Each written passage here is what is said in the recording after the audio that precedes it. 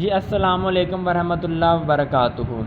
Class دہم، امید کرتا ہوں کہ تمام طالب علم خیریت سے ہوں گے۔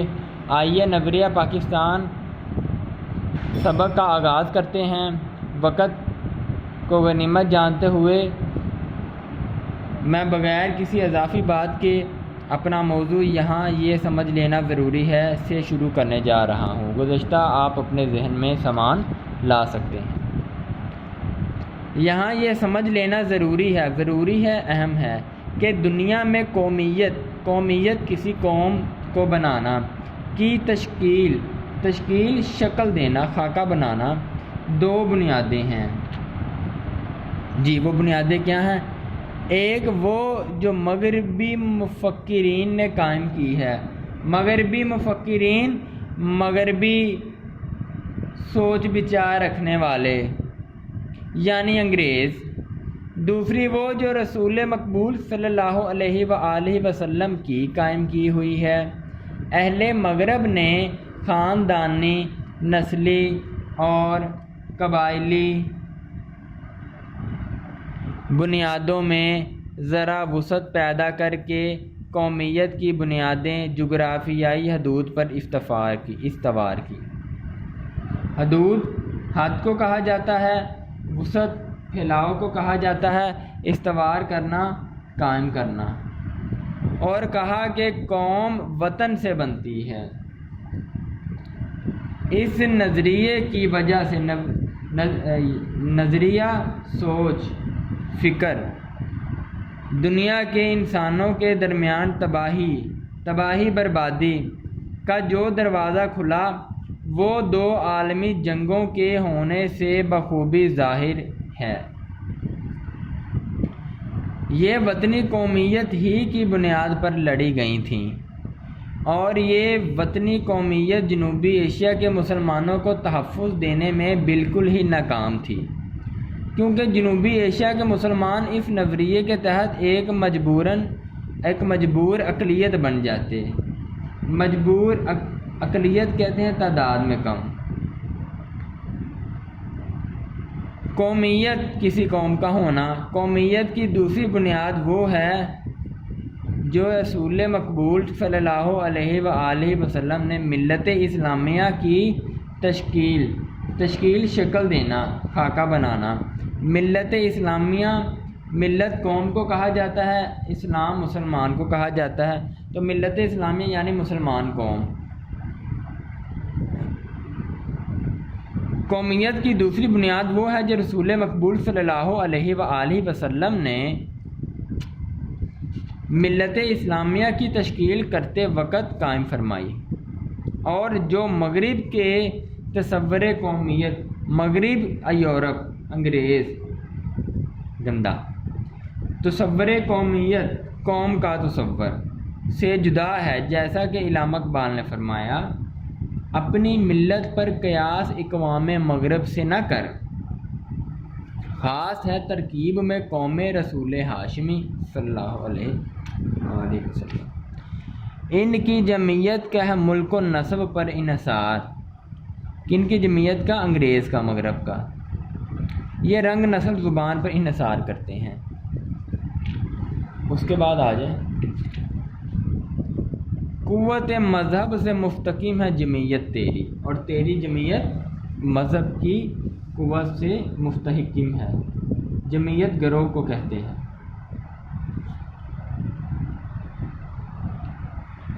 مسلمانوں کی قومیت ایک نظریاتی قومیت ہے جو لا الہ الا اللہ پر قائم ہے، یعنی یہ کہ رنگ، نسل اور وطن کی بنیاد پر نہیں، بلکہ ایک نظریہ، سوچ بچار، ایک عقیدہ، ایمان، ایک کلمہ ایک یعنی کہ لا الہ الا اللہ محمد رسول اللہ صلی اللہ علیہ وآلہ وسلم پر وجود میں آئی۔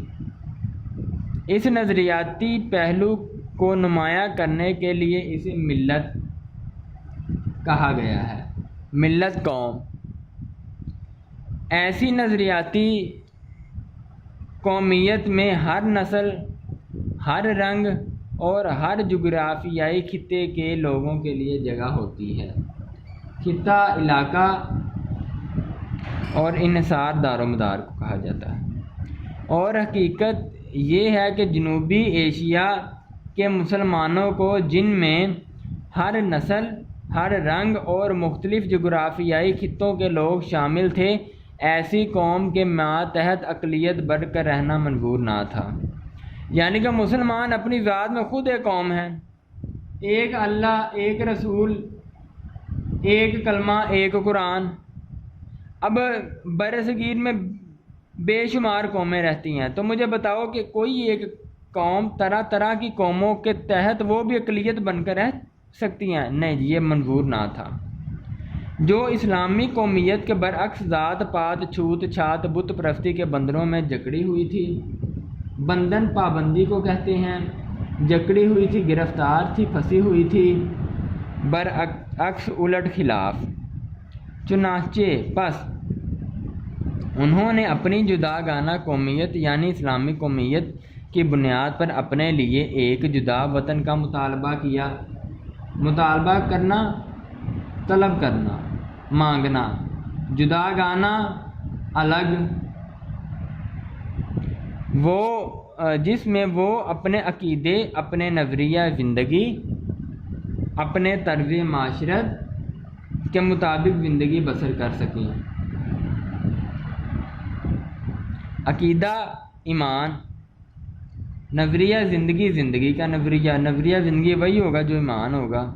طرز معاشرت، معاشرے میں رہنے کے طریقے بھی وہی ہوں گے جو ایمان کہے گا، کے مطابق زندگی بسر کریں، کے مطابق کی طرح، یعنی اپنے عقیدے کی طرح زندگی بسر کر سکے، اور ایک مسلمان کی حیثیت سے دور جدید کے چیلنج کا مقابلہ کر کے اپنے مستقبل کو سنوار سکیں، بہتر کر سکیں۔ مستقبل، آنے والا کل، دور جدید دور، مشینری دور، جی، مقابلہ کرنا، سامنے ڈٹ کے آنا۔ جی آگے آئیے، ہمیں اس بات کو بھی اچھی طرح ذہن نشین کر لینا چاہیے کہ نظریہ پاکستان میں اسلامی زندگی اور قدروں کا تصور بنیادی حیثیت رکھتا ہے۔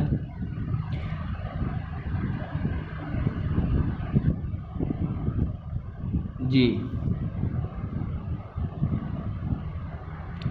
اخوت، ایک ہونا، مساوات، برابری، عدل، انصاف، دیانتداری، ایمانداری، خدا ترسی، رحم دلی، انسانی ہمدردی، انسانوں کے ساتھ محبت، اور عظمت کردار۔ عظمت کہتے ہیں بلندی کو، اونچائی کو، کردار کہتے ہیں عمل سیرت۔ عظمت کردار، کردار کی بلندی کے بغیر نظریہ پاکستان کو فروغ نہیں ہو سکتا۔ فروغ، ترقی، بڑھوتری۔ نظریہ پاکستان کا مقصد محض ایک حکومت قائم کرنا نہیں تھا، یعنی کہ پاکستان کو بنانا صرف ایک ریاست قائم کرنا نہیں تھا۔ کیوں؟ کیونکہ مسلمانوں کی حکومتیں ایشیا اور افریقہ میں پہلے سے موجود تھیں اور آزاد تھیں۔ نظریہ پاکستان کا مقصد اسلامی اصولوں کی ترویج رواج میں لے کر آنا و اشاعت شائع کرنا، پھیلانا، اور اہل عالم پوری دنیا کے لوگ کے لیے مثالی مملکت، ایسی ریاست جو اپنی مثال آپ ہو کا نمونہ فراہم کرنا تھا، مثال فراہم کرنی تھی۔ ٹھیک ہے بیٹا، اس پیراگراف میں یہ بیان کیا گیا ہے کہ مسلمان جو کہ ایک قوم ہے، وہ کسی دوسری قوم کے ماتحت رہ کر نہیں گزارا کر سکتے، اور دوسری قوم بھی ایسی قوم ہے کہ جس کا کوئی اصل نسل ہی نہیں، وہ تو خود بے شمار قومیں مل کر، جس میں ہندو بھی ہیں، جس میں سکھ بھی ہیں، جس میں عیسائی بھی ہیں، جس میں انگریز بھی ہیں، اور مسلمان تو صرف مسلمان ہے۔ تو کیا مسلمان ہو کر مغرب کے ماتحت اور وہ بھی اقلیت کی صورت میں رہ سکتا ہے؟ بالکل ناممکن ہے۔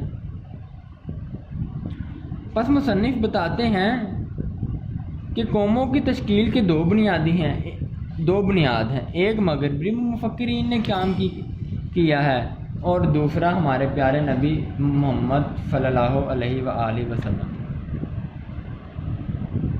قومیت کی دوسری بنیاد جو کہ رسول اکرم صلی اللہ علیہ وآلہ وسلم نے ملت اسلامیہ کی تشکیل کرتے وقت قائم فرمائی، اور وہ جو مغرب کی تصور قومیت سے بالکل جدا ہے۔